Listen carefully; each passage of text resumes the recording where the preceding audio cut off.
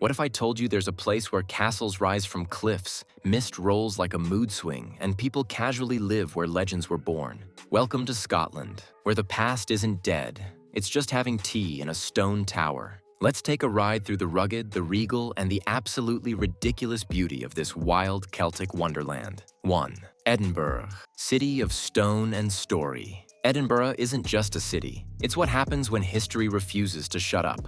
Perched on ancient volcanoes, it's got an old town so medieval, it feels like a Shakespeare play with plumbing. But just across the way, the Georgian new town struts around like it owns the Enlightenment. Its Gothic spires meet Enlightenment curves, and somehow it works. One minute you're climbing narrow, cobbled alleys where ghosts probably pay rent. The next, you're sipping coffee in a neoclassical square that thinks it's in ancient Greece. And above it all, Edinburgh Castle, a brooding beast of rock and rampart that's basically been watching the city like a grumpy grandfather for 1,000 years. This place isn't just the capital. It's the heartbeat of a nation still proud to wear its kilt in a snowstorm. 2nd St. Andrews, where mines and golf were made. Welcome to St. Andrews, where medieval monks once roamed, and now it's mostly students and golf balls. This little seaside gem is the kind of place where you trip over a cobblestone and accidentally land in a 12th century university. It's got that scholarly charm, the ivy, the arches, the smell of old books and sea air.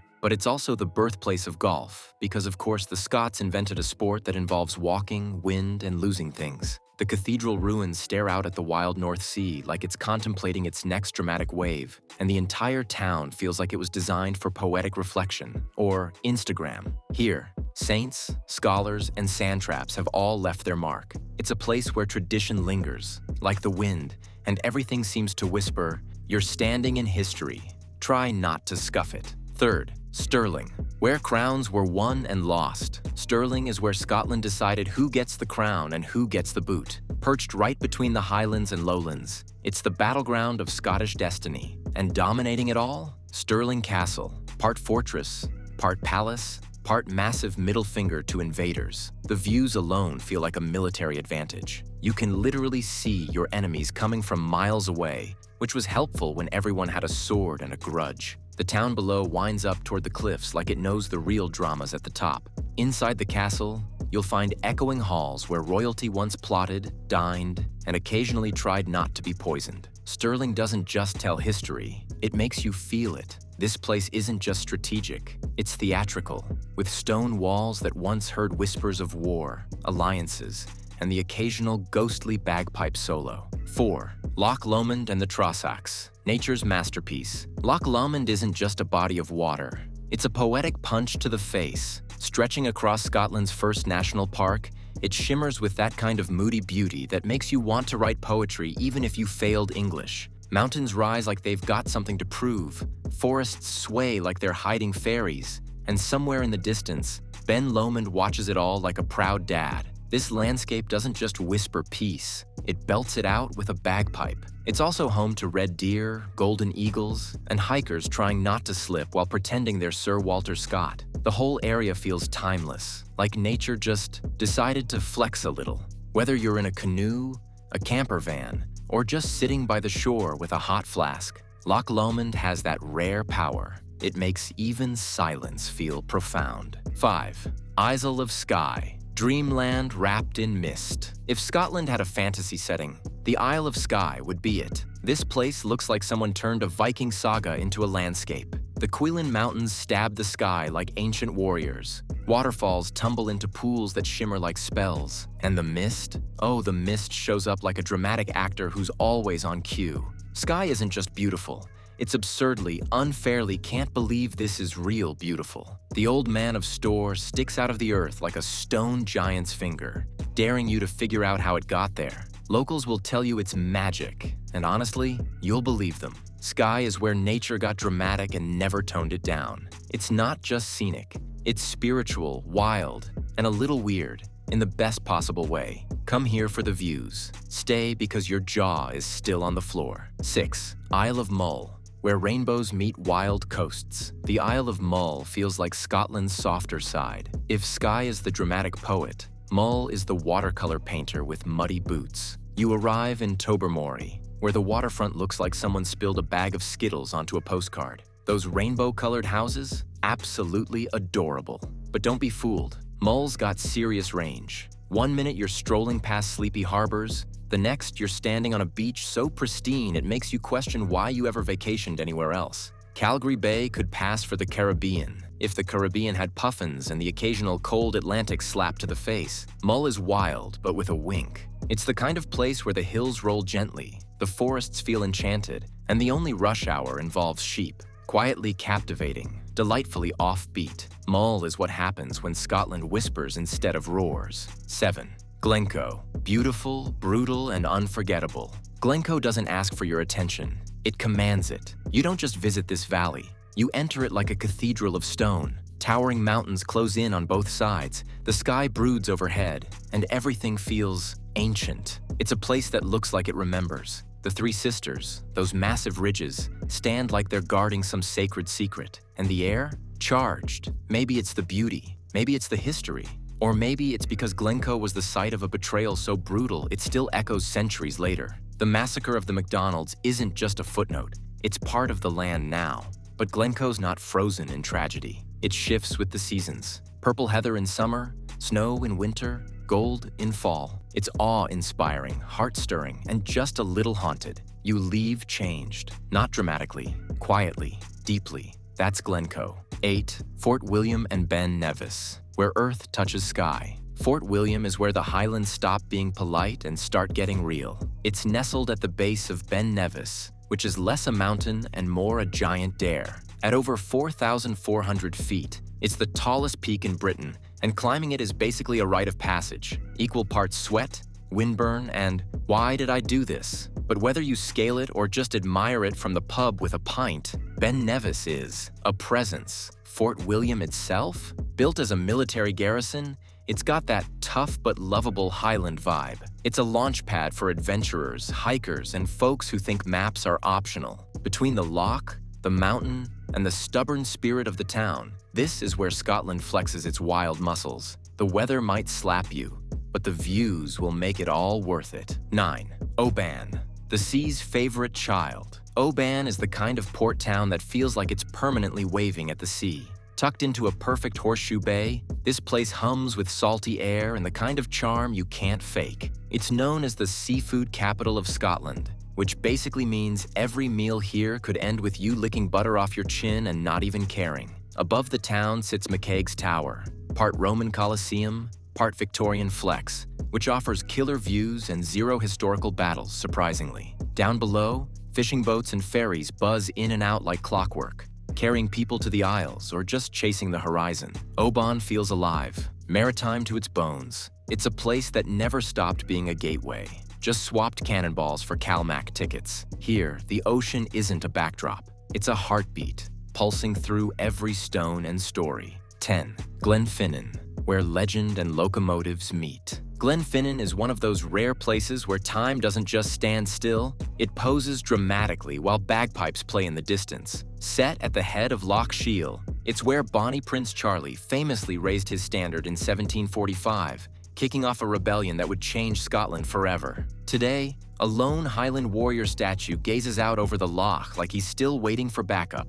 But turn around, and bam, the Glenfinnan Viaduct steals the show. You've seen it in Harry Potter, soaring like some elegant stone dragon over the valley. And when the steam train glides across it, instant goosebumps. This is where myth, memory, and modern tourism ride the same track. Glenfinnan isn't big, but it's mighty. It crams history, beauty, and cinematic glory into one quiet, perfect Highland pocket that feels as magical as it looks. 11th, Isle of Arran, a whole country in miniature. The Isle of Arran is like someone shrunk all of Scotland and stuffed it into one island for your convenience. Highland peaks? Check. Rolling lowland pastures? Yup. Castles, coastlines, cute villages, and maybe a sheep traffic jam or two? All here. Arran's northern half is rugged, with Goatfell Mountain looming like it's guarding a secret treasure. Hike it if you want to question your life choices halfway up. Then there's the south. Calmer, greener, a place where time drifts as slowly as the tide. The island's beaches are perfect for skipping stones or existential reflection,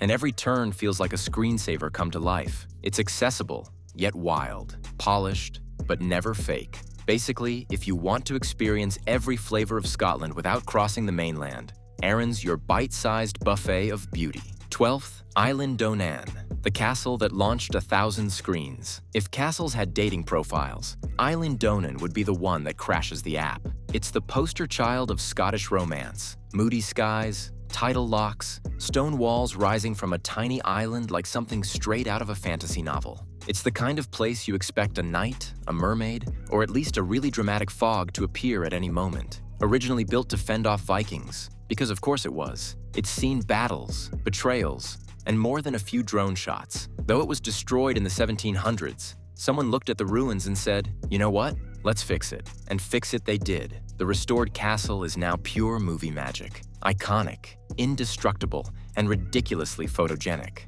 Cross the stone bridge and you'll feel it too. This isn't just a building. It's a love letter to Scotland's soul. 13. Loch Carron and Plochton. Serenity served daily. Loch Carron is that quiet friend who doesn't say much but makes you feel totally at peace. It cuts through the Highlands like a smooth brushstroke. Blue, reflective, and endlessly calm. And tucked into its embrace, Plochton, a village so charming it practically curtsies when you arrive. The harbor is lined with white cottages and, oddly enough, palm trees. Yes, actual palm trees, thanks to a freakishly mild microclimate that makes the place feel like the Highlands on vacation. Boats bob gently in the bay, and the air smells like sea salt and peace. It's not flashy, it's not loud, it's just perfect. Plochton is the kind of place where you forget what day it is and don't care. The whole area feels like it's been preserved in time, just enough modern touch to be cozy, but untouched enough to feel sacred. 14th, Loch Ness. Monster legend,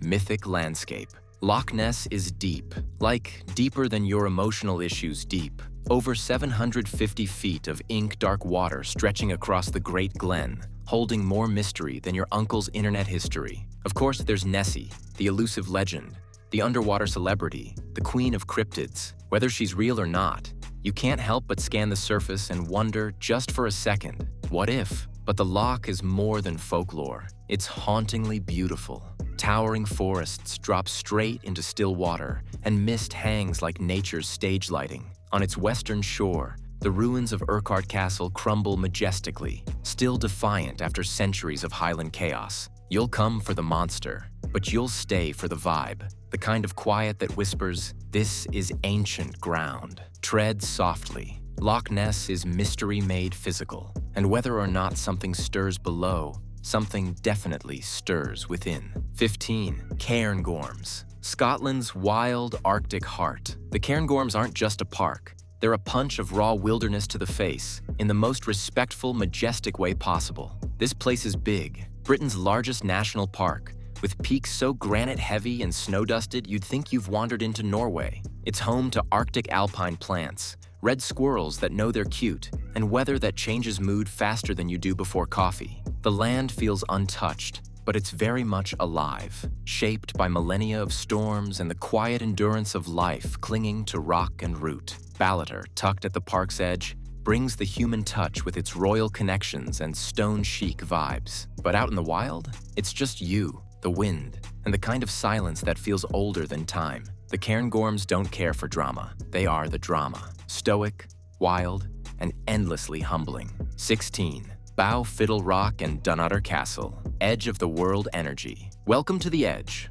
literally. Bow Fiddle Rock isn't a man-made arch. It's nature flexing its muscles with a violin-shaped sea stack that rises from the ocean like Poseidon's tuning fork. At sunrise or sunset, it becomes a portal, just surreal. And nearby, Dunnottar Castle, crouched on a cliff, daring the waves to come closer. It's all dramatic ruins, howling wind, and stone staircases leading somewhere you're half afraid to go.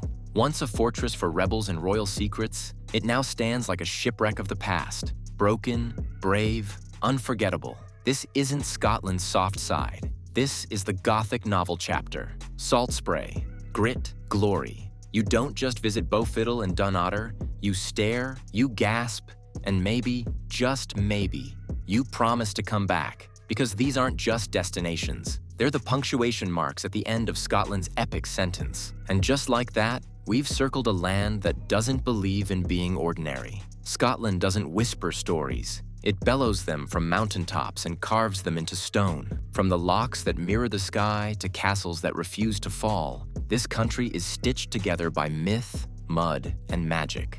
Whether you're tracing Jacobite footsteps, chasing Highland cows, or just trying to pronounce Eilean Donan without crying, one thing's for sure: Scotland gets under your skin, and it stays there. So if your boots are muddy and your heart's a little fuller, then you've done it right. The journey doesn't end here. Click that next video and let the adventure keep rolling like mist across the moors.